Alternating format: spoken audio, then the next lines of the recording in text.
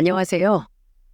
저는 나름 한 인생을 개과천선시켰다고 말할 수 있는 70대 초반의 한 남성입니다. 제 인생은 그동안 참 힘들고 어려운 일들이 많이 있었습니다. 근데 그때마다 제 옆을 묵묵히 지켜준 가족이 있었기에 이 모든 역경을 잘 이겨낼 수 있었습니다.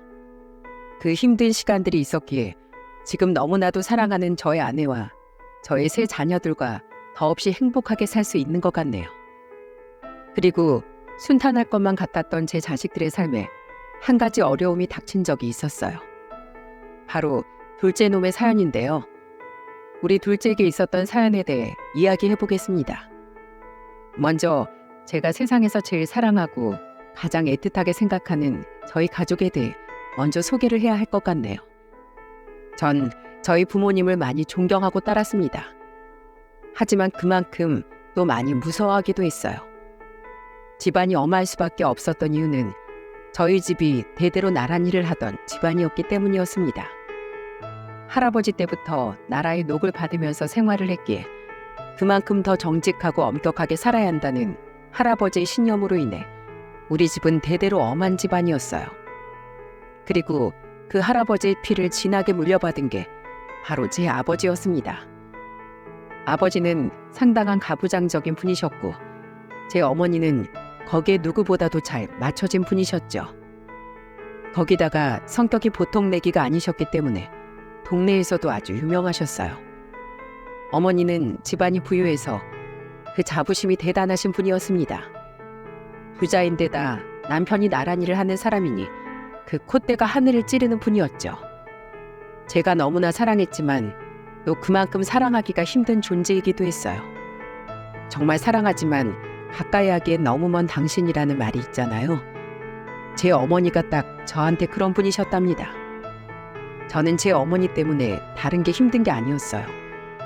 그간 살면서 어머니와 제 사이에서 문제가 일어났던 적은 단 한 번도 없었습니다. 저희 형제들은 아버지를 따라서 모두 공무원이 되었고 그중 저는 높은 계급까지 올라가 있었기에 오히려 어머니의 자랑거리였죠. 언제나 어머니의 자랑거리였던 전 한순간에 불효자가 되어버리고 말았어요. 그 이유는 제가 지극히 평범한, 아니 너무나도 가난한 집안의 여자와 결혼을 했기 때문이었습니다. 아내와 저는 제가 자주 다니던 단골 식당집에서 처음 만나게 되었어요. 그때 당시 식당을 운영하고 있는 사장님의 딸이었는데 거기에서 일을 돕고 있었죠. 당시 제 아내는 집이 가난해서 공부도 제대로 못했었기에 할 수 있는 일이 없었어요. 그래서 친정집에 일을 도우며 식당 일을 하고 있었죠. 근데 그 모습이 제 눈에는 정말 예쁘더군요. 제 아내가 좀 예쁘장하게 생긴 얼굴이었는데 지금도 예쁘지만 처녀 때는 더 예뻤거든요.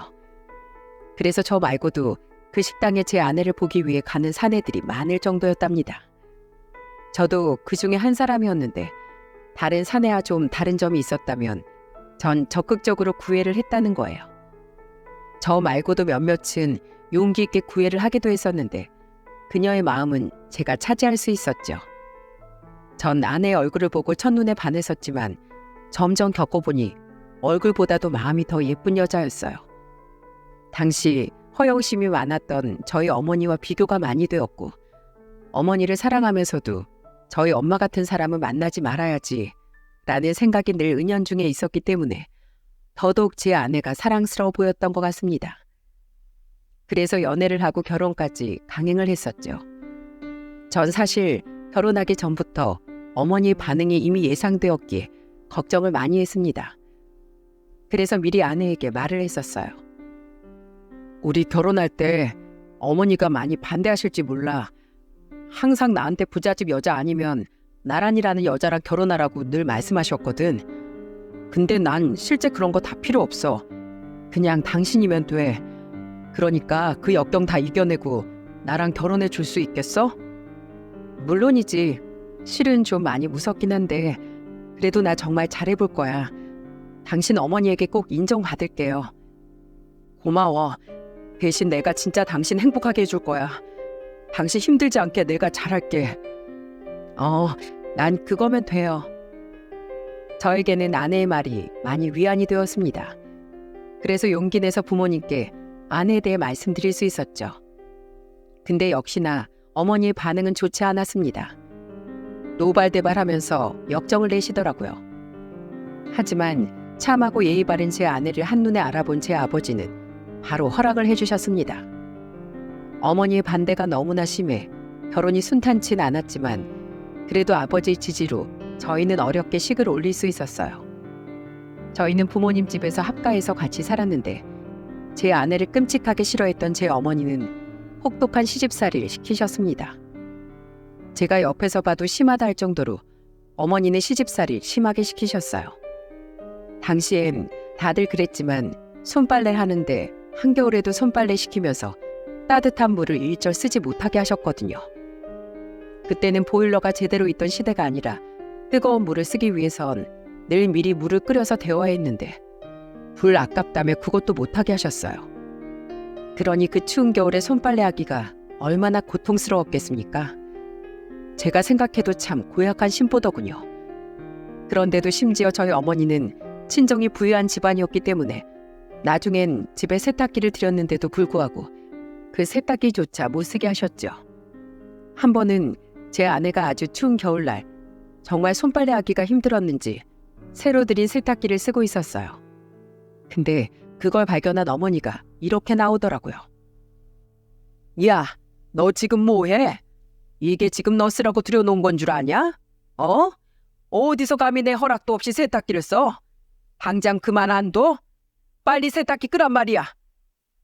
어머니, 저 정말 오늘은 손빨래 하기가 너무 힘들어요. 이것 좀 쓰게 해주시면 안 될까요? 안 돼. 절대로 안 돼. 너한텐 이것도 아까워.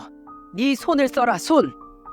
어머님, 그럼 저 따뜻한 물이라도 좀 데워서 쓰게 해주세요. 저 정말 손가락이 다 굳어버릴 것 같아서 그래요.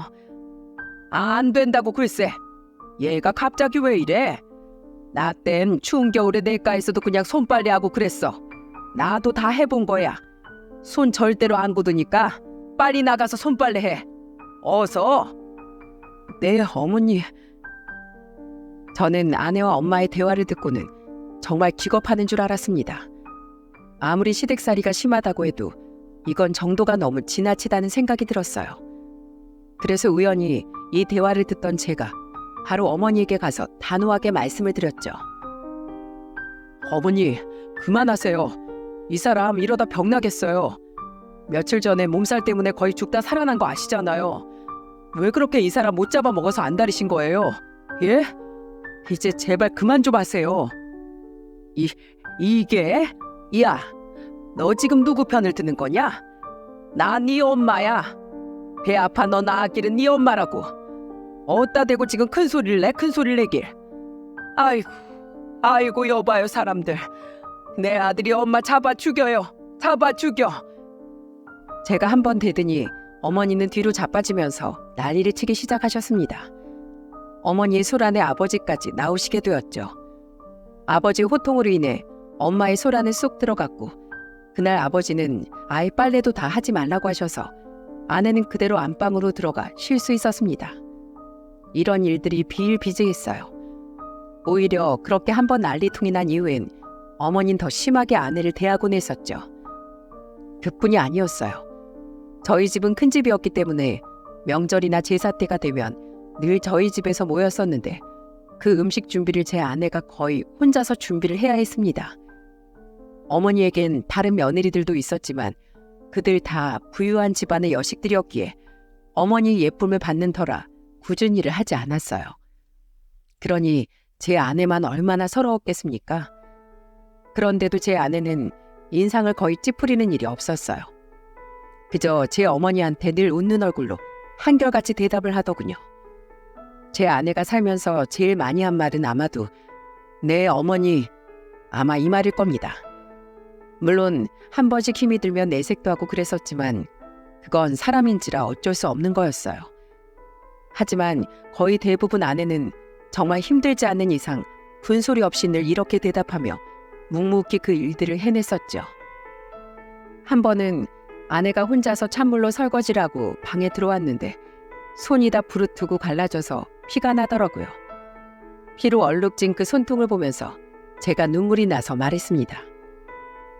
여보, 당신 이렇게 고생하는데도 나랑 같이 살고 싶어? 우리 어머니가 이렇게 괴롭히는데도 우리 어머니 안 미워? 당연하죠. 왜 미워요? 이미 제가 다 각오하고서 결혼한 건데. 그리고 난 우리 어머니 마음이 이해가 가요. 당신이 얼마나 아깝겠어. 이렇게 인물도 좋고 능력도 좋고 마음씨도 좋은 사람을 나 같은 사람한테 장가 보냈는데 난 다 이해해요. 나라도 아마 어머니처럼 그랬을 거야. 내가 참 복이다. 당신 같은 사람이랑 결혼을 하다니. 나도 어머니랑 싸운다고 싸우는데도 도통 변하질 않으시니 내가 참 당신한테 면목이 없소. 아니야. 난 당신이 이렇게 내 편이 되어주는 것만으로도 고마워요. 당신이 어머니 몰래 따뜻한 물을 데워다 주고 또 설거지도 도와주고 청소도 도와주는 걸로 난 충분해. 게다가 내가 이렇게 늦게까지 주방일 하다가 들어오면 얼른 나 쉬라고 이불까지 깔아놓고 기다리잖아. 난 그걸로 됐어. 이걸로 충분해. 지금 생각해보면 절대로 이 시대엔 이런 시집살이 가지고 못 버티는 시대지만 제가 살던 이때는 아무리 시댁살이가 심한들 참고 사는 경우가 많았어요. 근데 이 시댁살이를 억지로 하는 사람이 많은데 제 아내는 아니었습니다. 진심으로 제 부모를 공경하며 살았죠. 그런데도 제 어머니는 제 아내의 마음은 몰라준 채 참 독하게도 결혼하고 나서 10년이 훌쩍 넘는 시간 동안을 그렇게 제 아내를 괴롭혀댔어요. 그러다 제 어머니의 마음이 완전히 뒤바뀌게 된 계기가 생기게 되었습니다. 그건 바로 저희 어머니의 병 때문이었죠. 어머니는 당시 췌장암에 걸렸습니다. 암을 고치기가 너무나 어려운 시대였고 췌장암은 특히나 더 힘든 암이었기에 제 어머니는 속수무책으로 병상에 누워있다 돌아가실 수밖에 없었죠. 췌장암이었기에 병세가 심해질수록 제 어머니는 대소변도 가리지 못했어요. 그 자리에 누워 대소변을 가릴 수밖에 없었는데 그건 가족으로서 보기가 너무나도 힘든 일이었죠. 근데 그때 두 발 벗고 나선 게 바로 제 아내였어요. 제 아내는 그 힘들다는 병수발을 혼자서 다 들었습니다. 다른 며느리들은 다들 따로 살고 있었는데 시어머니가 아프다는데도 그리 신경을 쓰질 않았어요. 유일하게 제 아내만 어머니 곁에 딱 붙어서 대소변을 다 받아내고 몸에서 냄새나 어머니가 힘드실 거라며 하루에도 몇 번이고 수건으로 어머니의 몸을 닦아냈죠. 그 모습은 저도 제 아버지도 눈물 짓게 만들었답니다. 꼼짝없이 누워 그 병수발을 받고 있는 어머니는 더 말할 것도 없었고요. 그저 하염없이 눈물만 흘릴 뿐이셨어요. 자신의 무기력함을 느끼는 동시에 제 아내에 대한 애증이 섞인 눈물이었죠. 그렇게 병수발을 들다 끝내 어머니는 돌아가셨고 돌아가시기 전 제 아내를 오열하게 만든 몇 마디를 하셨습니다. 아가, 너는 내가 안 밉냐? 왜 넌 한 번도 날 원망하는 말을 하질 않어? 어머님, 어머니가 왜 미워요? 전 어머니 안 미워요. 물론 저도 사람인지라 당연히 힘들 때가 있었지만 그래도 전 어머님이 믿고 원망스럽지 않아요. 이미 다 각오하고 한 결혼이었는걸요. 전 어머니와 함께하는 식사가 기다려질 만큼 어머님이 좋았어요. 늘 칭찬을 인색하셨지만 그래도 제 시래기국 드실 때마다 맛 좋다 해주시는 그 한마디가 저한텐 정말 큰 힘이었어요. 어머님, 더 오래 살아주세요. 몸도 마음도 힘드신 거 잘 알지만 그래도 제가 얼마든지 병수발 들 수 있으니까 더 오래만 살아주세요, 어머님. 내가 왜 그랬을까? 이렇게 예쁜 너였는데 내가 왜 그렇게 모질게 했을꼬? 미안하다 아가. 내가 어리석었어. 이 손, 이 거친 손, 이거 다 나 때문인데 내가 너한테 손 한 번 따뜻하게 잡아준 적이 없었구나. 정말 미안하다. 어리석은 날 용서해다오. 늘 나만 보면 예쁘게 웃던 그 얼굴이 눈만 감아도 아른거리는데 이런 널 두고 내가 어찌 떠날꼬. 이제야 네가 귀한 줄 알았는데 너한테 더 잘해주고 떠나야 하는데 내 손으로 따뜻한 밥 한 번이라도 좀 해주고 내가 떠나야 하는데 내가 그동안 너무 잘못 살았어. 너무 한심하게 살았어. 이리 오렴. 나 좀 안아다오. 내가 기운이 없어. 널 안아주고 싶은데 도저히 일어나지지가 않는구나. 그나마 내 몸에 온기가 남아있을 때 한 번이라도 더 널 안아주고 싶구나. 내 대신에 네가 날 좀 안아다오. 이리 와. 어서 와라 아가. 어머니, 어머니. 제 아내는 누워있는 어머니를 꼭 껴안았고 어머니는 없는 힘을 짜내어 엎드린 채로 자신을 안아주고 있는데 아내의 등을 토닥여 주셨어요. 내 사랑하는 며느리, 고맙다. 정말 고마워. 그렇게 말씀하신 후 저희 어머니는 일주일도 채 안 돼서 돌아가셨습니다. 그리고 돌아가시는 순간까지도 제 아내의 손을 꼭 잡고 계셨어요. 늘 자랑스러워하던 제 손보다도 어머니는 제 아내의 손을 더 꼭 잡아주셨죠. 어머니의 죽음은 모두에게 큰 슬픔을 안겨주었고 제 아내는 누구보다도 힘든 시간을 보냈습니다. 그러면서도 아내는 홀로 남은 아버지까지 자신이 모셔야 한다며 끝까지 분가를 하지 않더군요.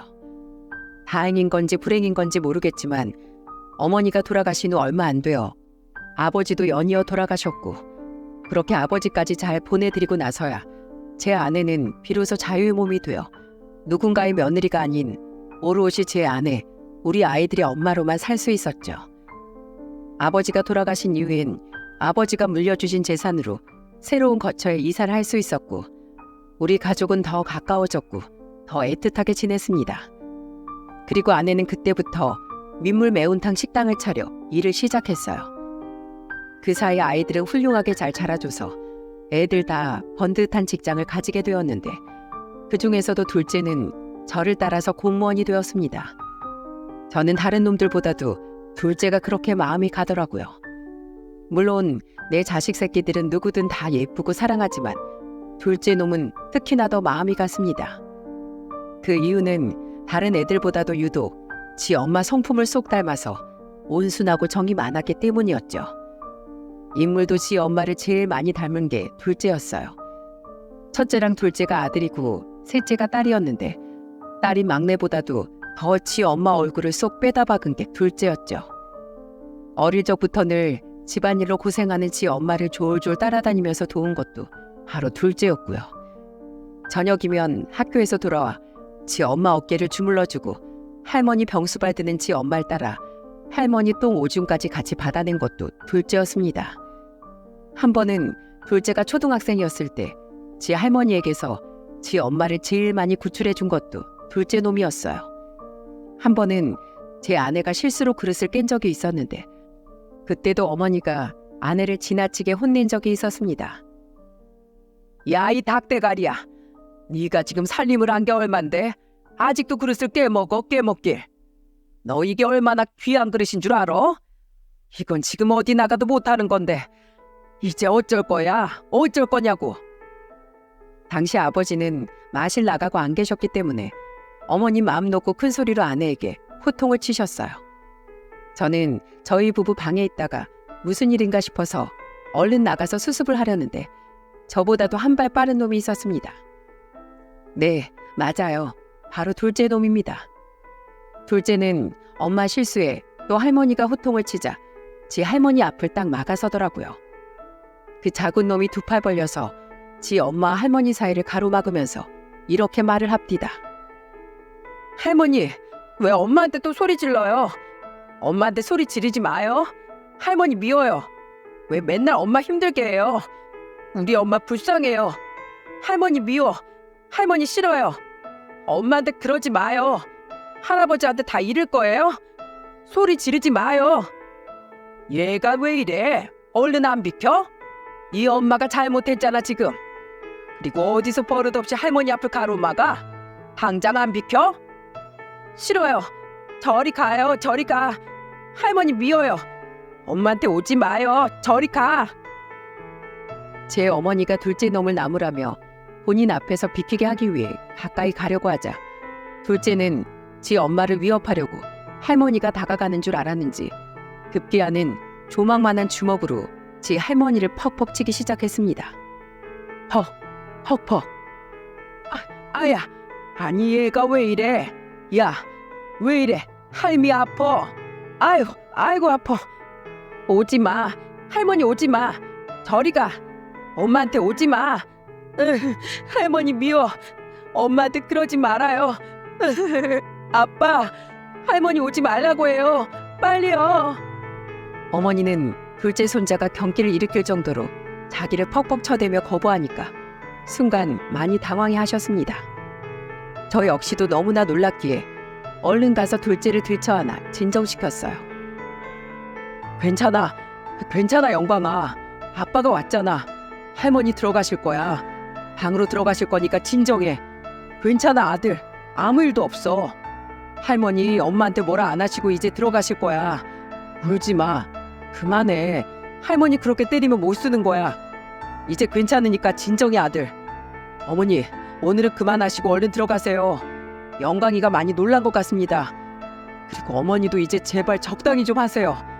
사람이 중요하지 그릇이 중요합니까? 우리 집 그릇이 좀 무거워요? 그 무거운 그릇 아침 점심 저녁으로 닦아내는데 손목이 버티겠냐고요. 이번 한번 깨먹은 것만 해도 이 사람 아주 훌륭한 거예요.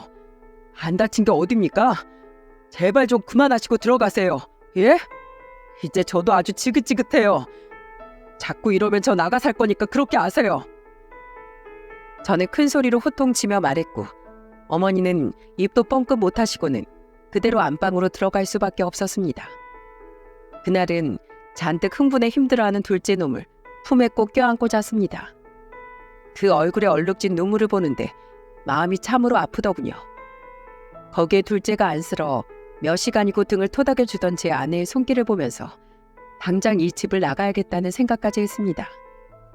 근데 그러다 어머니의 암 발병 사실을 알게 되었고 그때부터는 제가 분가해서 살자고 해도 아내가 싫다며 끝까지 제 부모님을 모셨던 거였어요. 그리고 그 병수발을 같이 도운 게 둘째였고요. 그러니 둘째가 안 예뻤겠습니까? 제가 아버지를 닮아 좀 무뚝뚝해서 표현을 잘 하지 못했지만 늘 제 둘째를 기특하게 생각하고 마음 한켠으로 제일 예쁘게 보고 있었어요. 또 형제들 중에서 유일하게 집안 대대로 내려오는 직업을 따라가기도 했기에 더 애정이 갈 수밖에 없었죠. 다 커서도 둘째 놈은 효도를 그렇게 하더라고요. 식당을 차린 아내를 위해 공무원 시험을 준비하는 와중에도 식당 일을 돕고 항상 지 엄마 퇴근을 책임지던 놈이었습니다. 그러면서도 호피 쏟아가며 공부를 게을리하지 않아 금방 공무원이 될 수 있었죠. 근데 이놈이 그 번듯한 직장을 가졌는데도 영 결혼할 생각이 없더라고요. 지 형이랑 여동생이 시집 장가 갈 동안에도 그 흔한 연애 한 번 안 해서 저희가 근심이 컸답니다. 그러다 30대 후반쯤 되어 겨우 결혼하고 싶다는 여자를 데리고 왔는데 골라도 진짜 괜찮은 색식감을 골라왔지 뭡니까? 둘째가 데리고 온 아이는 대기업에 다니고 있는 아이였습니다. 하지만 직장이나 벌이가 중요한 것보다도 애가 성품이 됐더라고요. 제 부모를 닮아서 나름 사람 보는 눈 깐깐하고 예의 범절을 중요하게 생각하는 저였기에 쉽게 눈에 들이는 성격이 아니었는데 이 둘째 예비 며느리는 첫날부터 제 눈에 쏙 들었답니다. 제 나이쯤 되면 다들 아시겠지만 요즘 애들이 얼마나 버릇이 없습니까? 근데 이 아이는 어른을 공경할 줄 알고 몸에 예의 범절이 배어 있더라고요. 처음 만나 가지는 식사 자리에서 저와 제 와이프가 먼저 수저를 들기 전까진 일절 식탁 위에 손을 올리질 않았어요. 거기다가 이것저것 궁금해 물어보는 말에도 조곤조곤하면서도 상냥하게 대답을 하는 게 참으로 예뻤죠.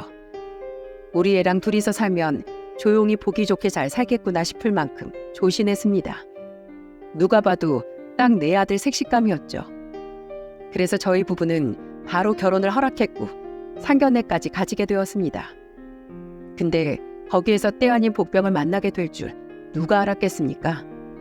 이미 첫째나 막내를 다 순탄하게 결혼을 시켰었기 때문에 이번에도 별 걱정 없이 상견례장에 갔었어요.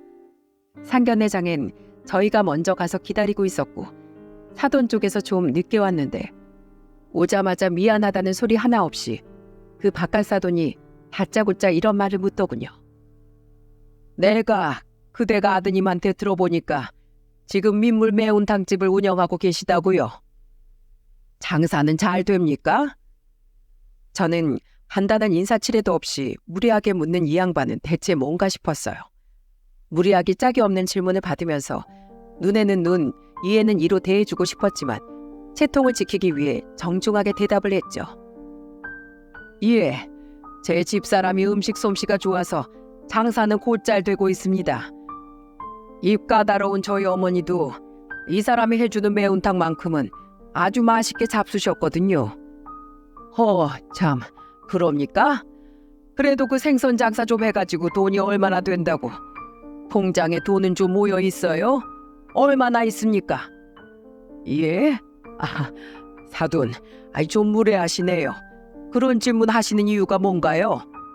벌 만큼 벌고 있을 만큼 있습니다. 저는 무례하기 짝이 없는 질문에 너무나 황당했습니다. 그때 그 양반의 무례함에 저만 황당한 게 아니었어요. 그 집 안사돈과 예비 며느리까지 당황해서는 지 아빠를 말리더라고요. 자기 딸이 지 팔을 붙들고 말리는데도 그 양반은 개의치 않고 말하는 게 아니겠어요? 이건 냅둬봐. 내가 널 어떻게 키웠는데 고작 생선집에다가 시집을 보내? 당장 말해 보십시오. 얼마나 있냐고요, 통장에? 나는 말입니다. 고위 공무원을 지내면서 내 외동 딸내미 남부럽지 않게 키웠습니다. 그래서 얘 지금 대기업 다니면서 빵빵한 선자리가 아주 줄줄이 서 있는 상태였고요. 근데 갑자기 공무원이랑 결혼하고 싶다길래 어떤 집안의 아들놈인가 한번 보기라도 하려고 나왔습니다. 근데 나와보니 영 신통치가 않네요. 뭐요? 솔직히 말해볼까요? 지금도 내 딸하고 결혼하고 싶어서 줄 서 있는 집안 많소. 의사에 변호사에 세무사에 그런 남자들이 쭉 깔렸는데 당신 같으면 그런 집안의 딸을 시집 보내겠소? 당신 같은 생선국 파는 구멍가게 시집 보내고 싶겠습니까? 집안의 수준차가 나도 정도껏 나야지. 에이, 뭐요? 야, 이 양반아. 그래, 나 지금 통장에 300만 원 있다. 어쩔 거요? 말해보쇼. 조망만한 매운탕집 운영하면서 그래도 내 자식들 2명 시집장가 잘만 보냈소. 왜 이래? 뭐? 300만 원? 내가 참말로 기가 막혀서 원. 지금 고작 300만 원 가지고 감히 내 딸을 넘본다는 거요? 절대로 안 되지. 이 결혼 난 절대로 못 시켜. 내 딸 그쪽 집안에 시집 절대로 안 보낼 테니 그런 줄 아쇼. 야, 이 양반아. 나도 그딴 집에 내 아들 장가 안 보내. 이게 어따 대고. 야, 너 고위공무원으로 퇴직했다고 했지? 너 몇 급으로 퇴직했어, 이 자식아? 너 이름 딱 대. 나도 일전에 고위공무원으로 있다가 퇴직한 사람이야. 지금도 모임 나가면 과거 장관, 차관 출신들 다 쫙 깔려 있다고. 너 아주 혼쭐을 내줘야겠다. 딱 보아하니까 나보다 나이도 어린 놈인 것 같은데 너 이름 뭐야? 이름 대봐. 너 아주 혼쭐이 좀 나야겠어. 뭐야? 당신이 고위 공무원이었다고? 당신이 누군데? 이름이 뭔데? 내가 지금 바로 알아볼 거야. 당신 먼저 이름 대. 나 김동명이다, 이 양반아. 당장 물어봐. 바로 전화해서 내 이름이 있나 없나 확인하라고. 점점 우리의 말다툼은 유치해졌지만 전 질 수 없었습니다. 감히 내 마누라 식당을 모욕한 것도 제 아들놈을 무시한 것도 용서할 수가 없었거든요. 그래서 본때를 보여줄 작정으로 처음으로 제 직업을 사사롭게 이용했고, 이 상대방 예비사도는 곧바로 어딘가로 전화를 해서는 제 이름에 대해서 묻는 듯 했어요. 저기 선배님, 혹시 선배님 중에 김동명이라고 과거에 근무하신 분 계신가요? 역시나 확인을 해보니 제 이름이 예전 고위공무원 명단에서 확인이 되었고, 제 퇴직 연도까지 물어보길래 당당하게 대답해줬더니 그제야 모든 사실을 다 확인하고서 망연자실하듯 절 쳐다보더군요. 비록 예비 사돈하고 저하고 일하는 정부 산하에 있는 부처, 부서가 달라서 일하면서 마주칠 일은 없었지만 그래도 정부 산하 조직이었기 때문에 선후배 관계는 엄격했습니다. 그래서인지 한껏 기세가 꺾였길래 제가 말했습니다. 야, 이제 네 이름 대. 이 후배 양반아. 넌 내가 잘 아는 후배 놈들 많이 있거든. 혼쭐 놈 나봐라. 당장 말해, 빨리. 이제야 자기가 막다른 길에 몰렸다는 걸 깨달았는지 그 기고만장하던 기세는 어디 가고 비굴하게 굽신거리기 시작하더군요. 저는 그 모습조차 황당스럽고 어이가 없었습니다. 그래서 마지막 한 방을 날려주었죠. 야, 후배 양반. 그리고 당신은 대어를 놓친 거야. 알어? 내 통장에 300만 원 있는 거? 그건 네가 어떻게 나오나 내 해본 소리였고, 우리 지금 투룸 빌라 사는 거? 그거 임시거처야. 원래 사는 아파트 재건축 들어가서 잠깐 나와 사는 거라고. 재건축? 어딘데? 집이 어딘데? 강남. 지금 강남에서 재건축 들어간 아파트 있는 거 알지? 거기가 우리 집이야. 뭘 제대로 알고 있어야지. 우리 애가 무력도 없고 그런 거 하나 신경 안 쓰는 놈이라 돈 있다고 자랑을 안 한 모양인데, 우리 집안 당신이 그따위로 무시할 만한 집안이 아니라고. 그리고 네가 말한 매운탕집은 우리 아내가 일하면서 자긍심을 느끼고 손님들에게 맛있는 음식을 대접하고 자식들 대학 보내고 열심히 살았던 산증인 같은 곳이야. 근데 뭐 그깟 생선집? 공무원 출신이란 놈이 서민들이 운영하는 식당을 가지고 말을 그딴 식으로밖에 못해? 거기 시세가 지금 30억이 넘는 곳인데 거기에 산다고? 그래, 왜?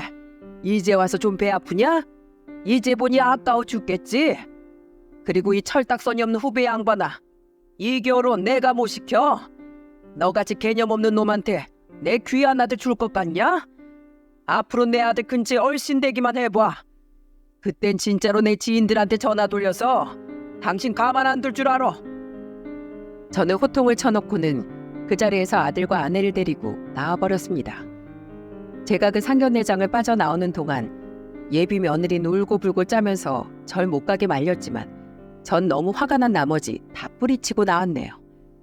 아들놈도 절 말리려고 했지만 워낙에 제가 화가 많이 나 있었기에 그때는 제 말을 따르더라고요. 정말이지 분이 안 풀려서 한참을 씩씩대야 했습니다. 그 뒤로 전 절대로 그 집안의 아들을 장가보내지 않을 생각이었어요. 그렇게 사람 겉모습만 보고 돈으로 상대를 판단하고 대하는 무식한 집안과는 절대로 사돈지간을 맺고 싶지 않았거든요. 하지만 그날부터 제 둘째 놈과 예비 며느리가 하루가 멀다고 저에게 결혼 허락을 받기 위해 찾아왔더군요. 아버지, 제발 다시 한 번만 생각해 주세요. 저 정말로 정연이 없으면 안 됩니다. 저희 결혼 허락해 주세요. 예, 아버지. 아버님, 저랑 아빠는 달라요. 저희 집안에서도 아빠는 거의 철없는 사람 취급받으면서 사는 분이에요. 저희 엄마도 아빠만 보면 한심하게 생각하셔서 저한텐 절대로 아빠 같은 남자 만나지 말라고 하실 정도예요. 그래서 엄마가 더 철저하게 저 가정교육 시키면서 키우신 거예요. 아버님 저 마음에 들어 하셨잖아요. 저 예뻐해 주셨잖아요. 그게 저예요. 저는 아빠랑 달라요. 그리고 지금 저희 아빠도 후회 많이 하고 계세요. 엄마한테도 그날 많이 혼나셨고, 저도 아빠한테 한 번만 더 그렇게 무례하게 굴면 아빠 다시는 안 본다고 말씀드렸어요. 그러니까 제발 저를 봐서라도 저희 결혼 허락해 주세요. 저 영광씨 없으면 안 돼요. 저 영광씨랑 꼭 결혼해야 돼요, 아버님. 제발요. 네? 제발요, 아버님. 이 둘은 매일같이 와서 절 졸라댔고 저는 한 번 마음먹은 건 쉽게 돌이키지 않았기에 계속해서 거부를 하고 있었죠. 근데 아들놈이 울면서 찾아오기도 하고 제 와이프도 애들이 이렇게 원하는데 눈 딱 감고 결혼시키자고 하기에 큰 결심을 하나 하게 되었습니다. 그래서 바로 예비 며느리를 불러서 말했어요. 너 정말로 내 아들이랑 결혼하고 싶냐? 네 아버님. 저 정말로 영광씨랑 결혼하고 싶어요. 그럼 네 아버지도 지금 많이 후회하고 있다고 했지? 그거 정말이냐? 다신 무례하지 않게 개념 없이 철없이 행동하지 않을 거래? 네, 그럼요. 제가 몇 번이나 당부했어요. 정말로 또 한 번 이런 일 생기면 아빠랑 아예 인연 끊을 거라고요. 믿어주세요, 아버님. 정말이에요. 저희 아빠 지금은 많이 후회하시고 결혼도 다 허락하셨어요. 그러니 아버님만 허락해 주시면 돼요. 제발 저희 둘 결혼 허락해 주세요. 그렇단 말이지. 그럼 너희 둘 결혼하기 전에 조건이 하나 있다. 그거 내 마음에 쏙 들게 하면 내 결혼 허락하마. 네? 조건이요? 뭐예요, 아버니? 말씀만 해주세요. 네 아버지한테 가서 똑똑히 전해라.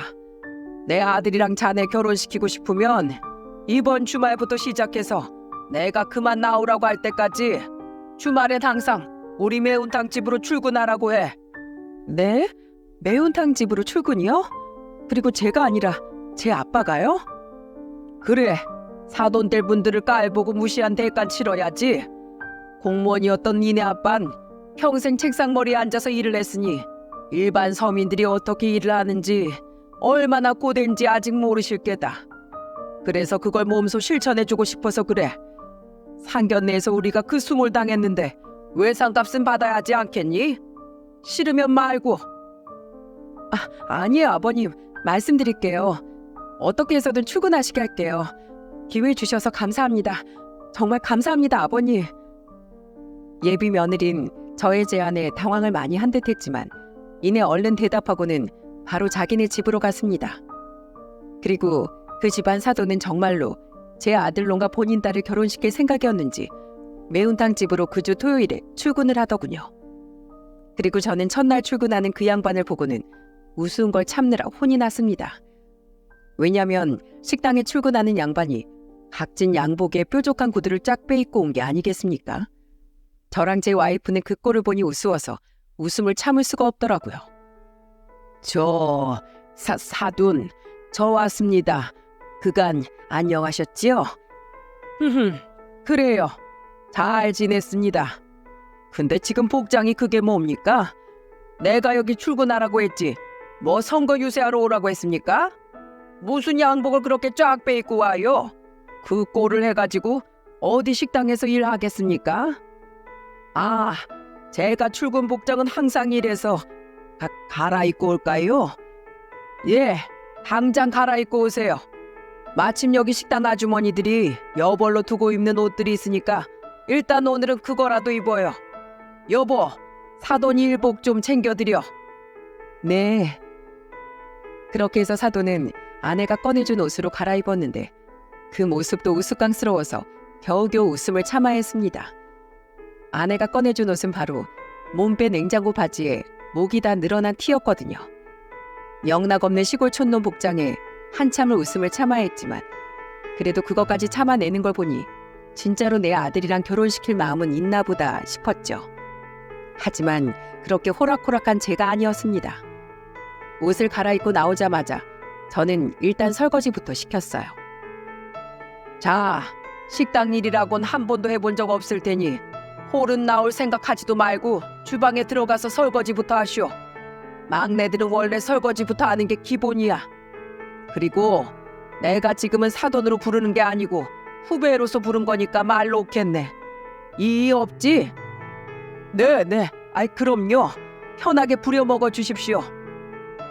솔직히 저는 여기에서 기분 나쁘다며 뛰쳐나갈 줄 알았는데 정말로 정신을 차린 건지 제가 시키는 대로 다 하더라고요.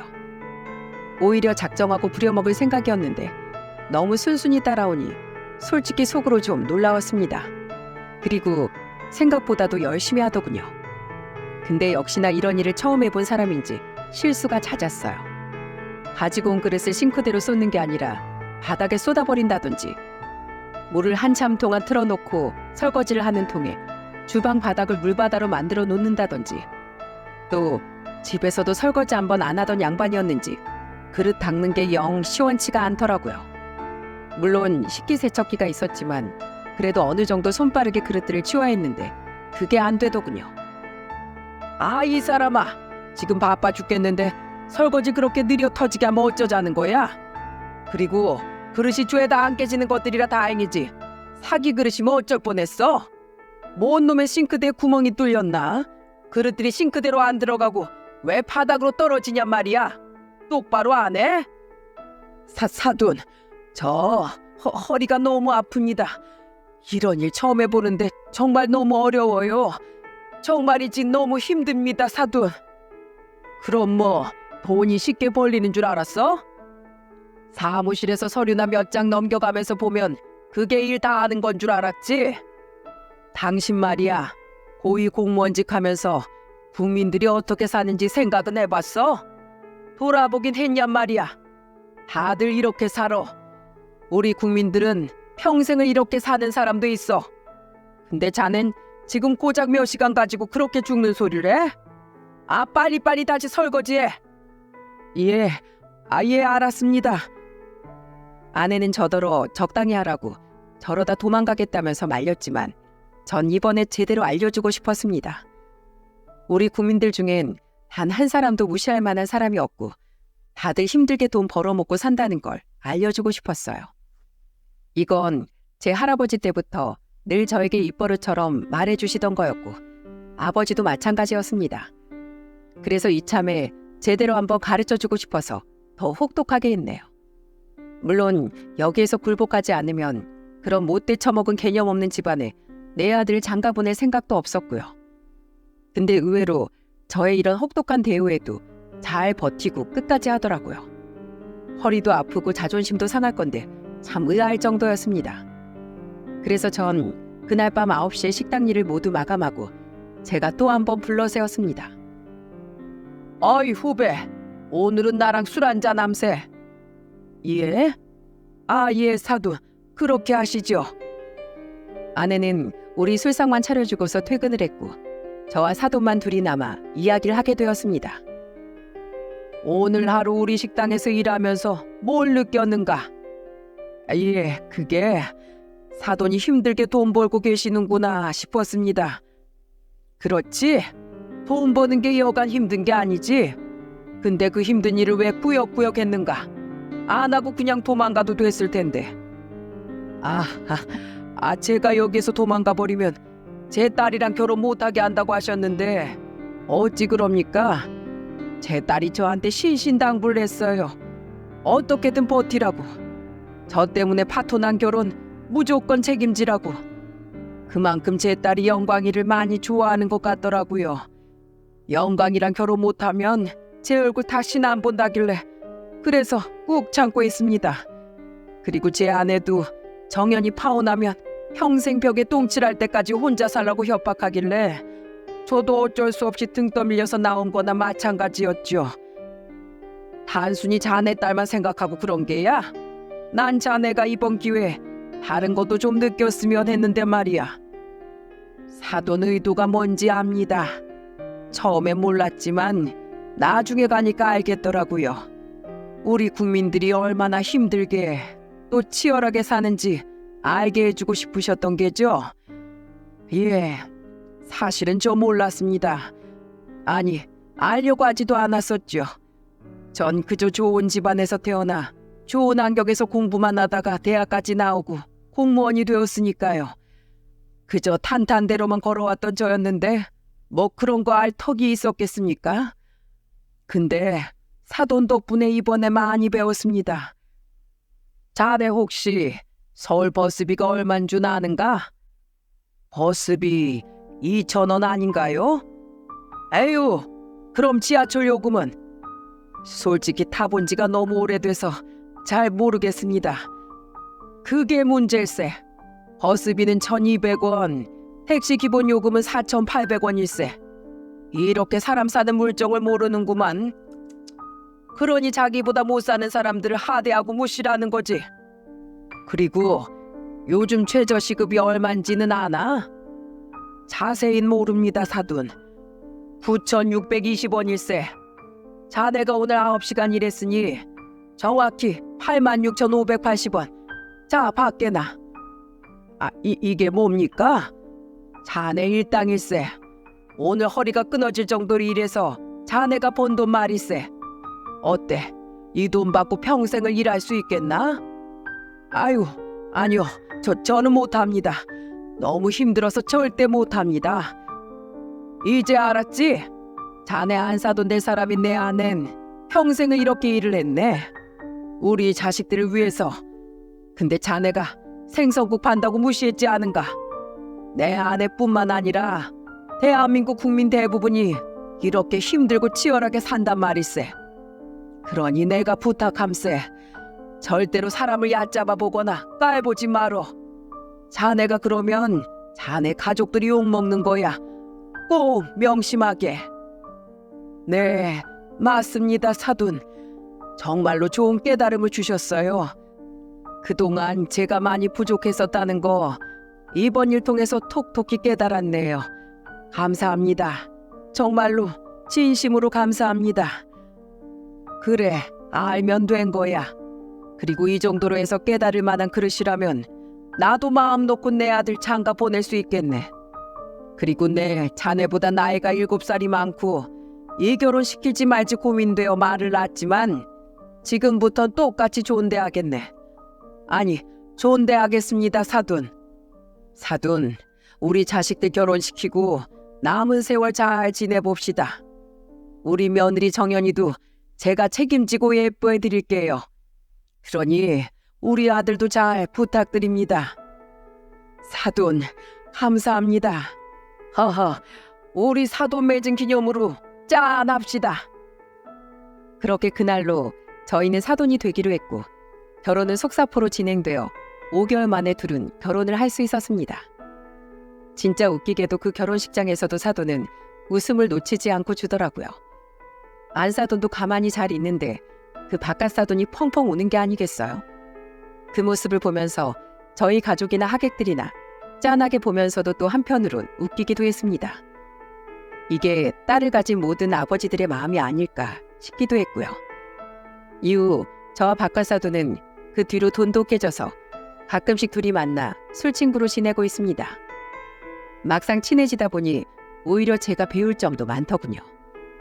그래서 요즘엔 같이 등산도 다니고 제가 좋아하는 낚시도 다니며 좋은 관계를 유지하고 있답니다. 참 사람 인연은 어떻게 될지 모른다더니 사돈과 제가 이런 관계를 형성할지 꿈에도 몰랐네요.